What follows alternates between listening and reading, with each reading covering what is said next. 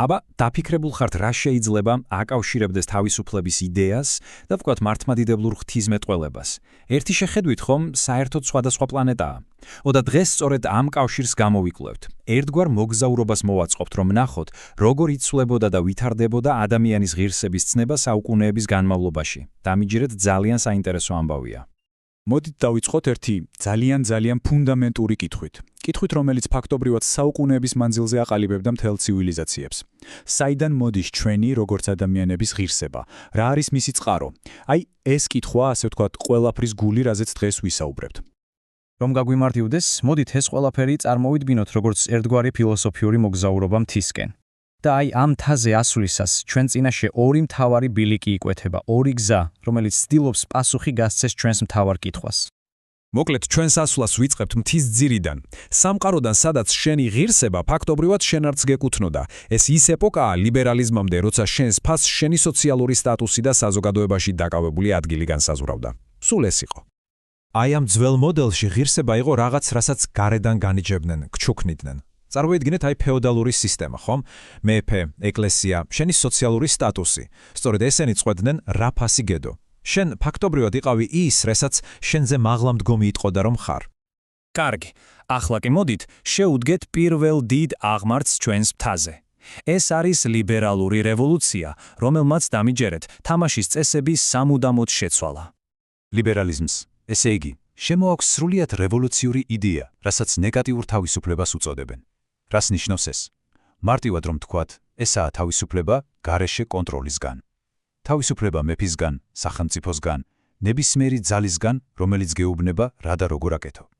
ეს არის იდეა, რომ შენ გაქვს უფლება იცხოვრო ისე, როგორც შენ გინდა, სანამ სხვას არაფერს უშავებ. წარმოგიდგენიათ, ეს იყო უზარმაზარი ნახტომი. აი ეს ციტატა კი ვფიქრობ იდეალურად აჯამებს ამ ცვლილებას. წარმოიდგინეთ, ისტორიაში პირველად პოლიტიკური სისტემები დაინახეს როგორც ინდივიდის მსახური და არა პირიქით. ანუ სახელმწიფო და სხვა ინსტიტუტები შეიქმნა ადამიანისთვის და არა ადამიანი მათთვის. უბრალოდ დაფიქრდით, რა რადიკალური იდეა იყო ეს თავის დროზე. ამ კუთხით თუ შევხედავთ, ლიბერალიზმმა ფაქტობრივად რაკნა აიღო თეოლოგიური იდეა ღვთის მიერ შექმნილი ღირსების მქონე ადამიანის შესახებ და მას სოციალური და სამართლებრივი ფორმა მისცა.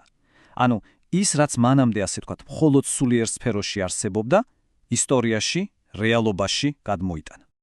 კარგი, ესე იგი, ავედით ამ ახალ სიმაღლეზე. მივახციეთ ამ ახალ გაგებას. მაგრამ ჩვენი მოგზაურობა ამით არ მთავრდება. წარმოიდგინეთ, რომ ეს არის პლატო, ვაკე ადგილი მთაზე და არა თვითონ მწვერვალი. ხო და რა გველის წინ? და აი ზუსტად აქ შემოდის საინტერესო კრიტიკა. კი ბატონო, ეს თავისუფლება სასიცოცხლოდ მნიშვნელოვანია, მაგრამ მას შეუძლია ერთგვარ ტრაგიკულ იზოლაციამდე მიგვიყვანოს. ადამიანი, რომელიც თავის ღირსებას მხოლოდ და მხოლოდ საკუთარ თავში პოულობს, საბოლოოდ მარტო რჩება, თითქოს საკუთარ ავტონომიაში იკეტება. აი ამ მართლმადიდებლური გადმოსახედიდან ლიბერალიზმის მიერ გათავისუფლებული ადამიანი ცოტათი ჰგავს მოზარდს, რომელმაც ახლახან დატოვა მშობლების სახლი.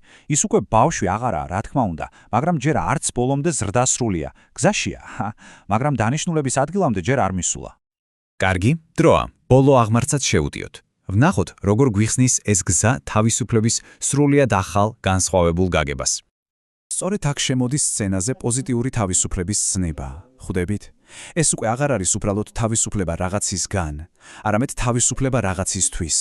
ეს ის თავისუფლებაა, რომელსაც ვიყენებთ სხვებთან დასაკავშირებლად, სიყვარულისთვის, ურთიერთობისთვის.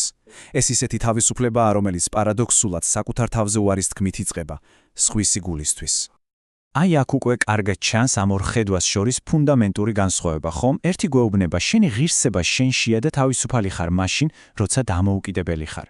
მეორე კი ამბობს, არა, შენი ღირსება ურთიერთობაშია და ნამდვილად თავისუფალი ხარ მაშინ, როცა სხვისთვის არსებობ. სრულიად სხვადასხვა პოლუსებია. და ბოლოს მოდით შევაჯამოთ ეს ყველაფერი და ვნახოთ, როგორ უყურებს ეს ორი გზა ზოგადად ისტორიას და რა ესახება ადამიანის ღირსების საბოლოო მიზნად. ეს სქემა ვფიქრობ, იდეალურად აჯამებს მთელ ჩვენს მოგზაურობას. კარგად ჩანს ევოლუცია, ხო? დავიწყეთ გარეგანი ავტორიტეტებით, როგორიც იყო მეფე და ეკლესია, შემდეგ გადავედით შინაგან ავტორიტეტზე, ანუ ლიბერალიზმზე, და ბოლოს მივედით ურთიერთობაზე დაფუძნებულ ღირსებამდე. ეს ფაქტობრივად გზაა მონობიდან შვილობამდე.